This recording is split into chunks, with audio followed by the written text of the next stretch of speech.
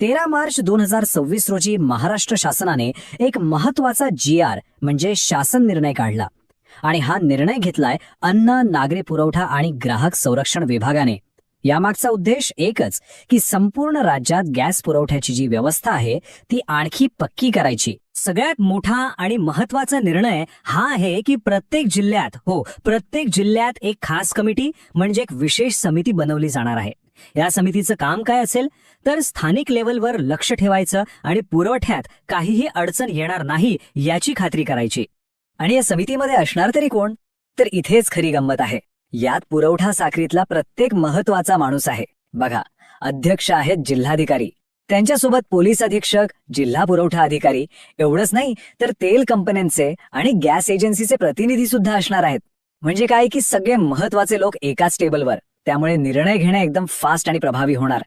बरं, मग या समितीचं ध्येय काय, त्यांचं मिशन काय आहे ते अगदी स्पष्ट आहे. पहिलं, गॅसचा सप्लाय कुठेही थांबला नाही पाहिजे. दुसरं, गॅसचा स्टॉक किती आहे, इन्व्हेंटरी किती आहे हे सतत तपासत राहायचं. तिसरं आणि खूप महत्वाचं तो म्हणजे काळा बाजार रोखणं, त्यावर करडी नजर ठेवायची. आणि चौथं म्हणजे सामान्य माणसाला वेळेवर गॅस मिळतोय की नाही हे तपासायचं.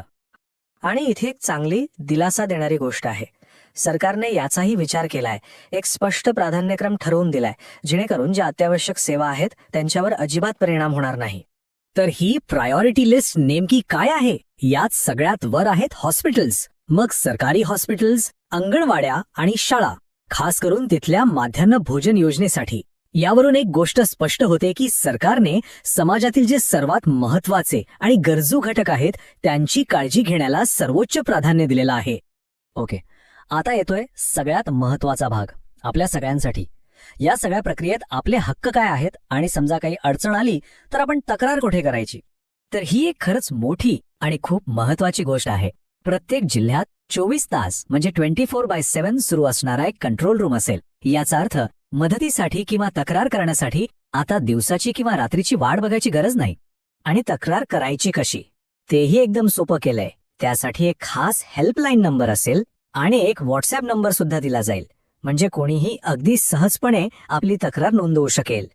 आणि आता शेवटचा पण तितकाच महत्वाचा मुद्दा, जे लोक अशा परिस्थितीत गैरफायदा घेण्याचा विचार करत असतील ना, त्यांच्यासाठी सरकारने एक अतिशय कडक इशारा दिला आहे.